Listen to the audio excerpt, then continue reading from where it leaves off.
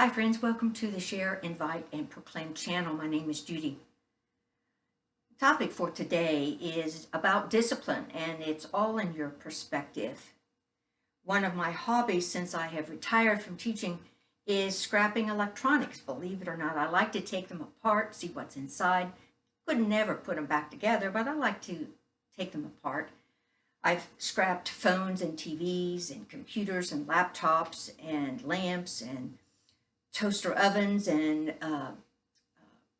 bread makers and so on. I also watch a lot of YouTube channels that talk about scrapping, or these men do scrapping, like VidVulture in Arkansas, Scrap and Pallet Man in Illinois, Uberism in Canada, Candy Scrapping in Canada, and Canadian Treasure Hunter in British Columbia, and Florida Scrapper, of course, in Florida. And my all-time favorite for e-waste scrapping is E-Waste Bin in Australia. He's taught me a lot about circuit boards, and the things that are on circuit boards, like these heat sinks, and this one particularly has copper in the middle, and it goes on the board, something like that. And underneath it, you would have one of these. It would sit there, and it helps run the computer like that. And then you also have other important BGAs, such as this with a little gold tail on it. That one has more gold content than just a plain flat pack. You have these things that have on the end that have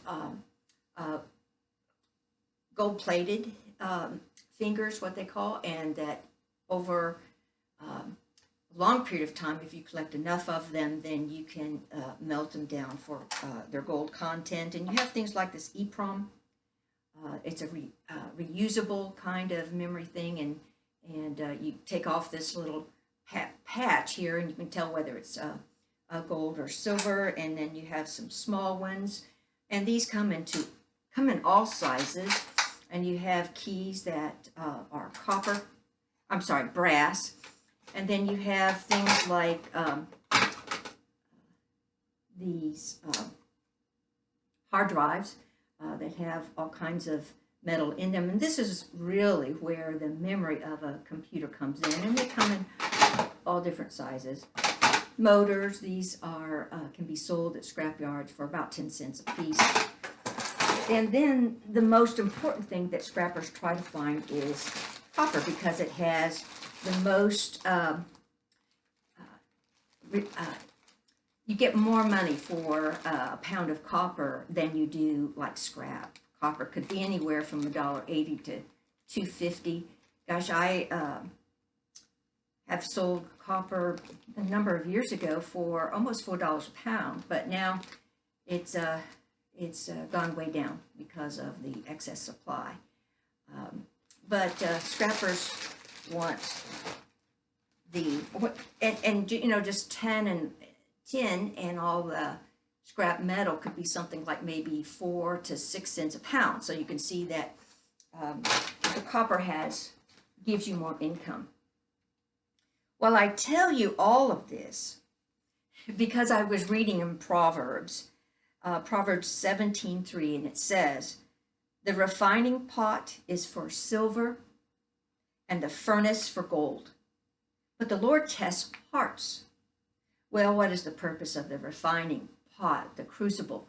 I like to watch E-Waste Bin who does that. He uses different kinds of crucibles, and he puts in copper or silver, and he refines it.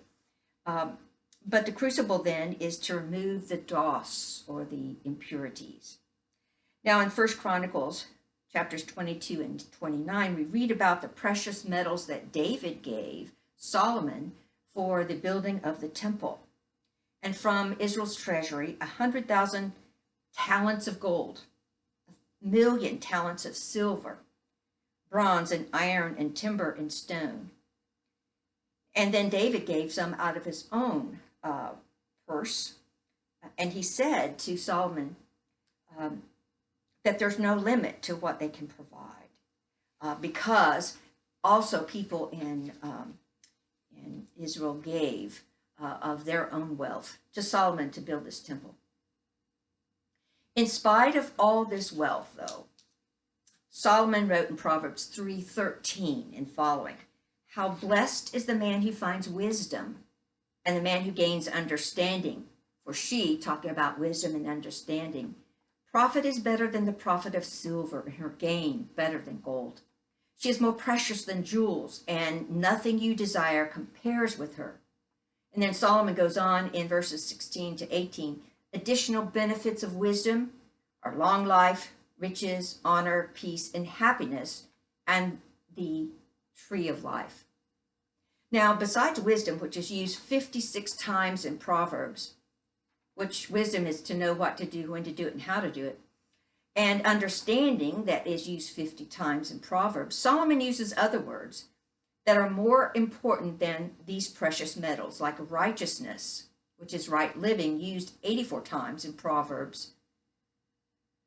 Being wise, having experience and good judgment is used 58 times in Proverbs. Knowledge, knowing facts and information, is used 40 times in Proverbs. And other words like instruction, counsel, integrity, and justice. Well, Solomon continues and says, "Take my instruction, and not silver, and knowledge rather than the choicest gold. For wisdom is better than jewels. My fruit is better than gold, even pure gold, and my yield better than the choicest silver." Well, let's go back to the main verse in Proverbs 17:3.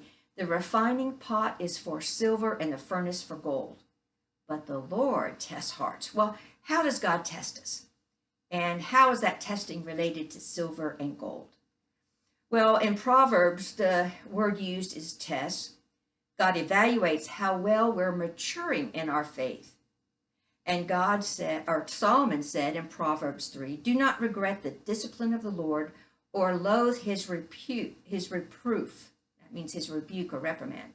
"For whom the Lord loves, he reproves, even as a father corrects the son in whom he delights." Well, how does God test us? Not only if we're maturing in our faith, but how we use our time, our skills, how we represent Christ to others, how we treat our family, our neighbors, and our friends, how we're growing in our faith, and how well we are crucifying self and depending upon God. Now, the writer of Hebrews in chapter 12 uses the word discipline instead of test. Discipline is to give direction, to be trained properly, to follow authority. And Hebrews says, the writer of Hebrews anyway, says, "My son, do not regard lightly the discipline of the Lord." That's serious business. Do not regard lightly. "Nor faint when you are reproved by him." Expect it. It shouldn't be a surprise to Christians. In verse 6, he says, "For those whom the Lord loves, he disciplines and scourges. Every son he receives." Like when he put a thorn in Paul's side, and Paul prayed 3 times that God would remove it, and he refused to do so. And then Paul tells us that God left it there so that he would not become proud. Verse 7, "It is for discipline that you endure. God deals with you as with sons. For what son is there whom the father does not discipline?" There's a strong relationship between discipline and endurance in the Christian life. Verse 9, "We had earthly fathers to discipline us, and we respected them, for discipline brings respect. For they, the earthly fathers, disciplined us for a short time, as seemed best to them. But God disciplines us for our good, so that we will share in his holiness." So discipline can bring holiness as we become more like Christ. Verse 11, "All discipline for the moment seems not to be joyful, but sorrowful." Many times we see discipline in a negative light, most of the time, actually. Something that is done to us rather than something that is done for us. Yet those that have been trained by it, afterwards, it yields the peaceful fruit of righteousness. So discipline results in righteousness and holiness. Now, Proverb uses the term test, and Hebrews uses the term discipline. But James used a different term. He uses trials and testing, James 1. Consider it all joy, my brothers, when you encounter various trials, knowing that the testing of your faith produces endurance. Now, many biblical leaders face trials, and I'll just mention their names, and you will know what trials they faced, like Noah and building the ark, and Abraham, and going to a new destination, and called to sacrifice his son Isaac, and Joseph being sold into slavery, and all the events that happened to him, and David being the youngest in the family, fighting Goliath, eventually becoming a king.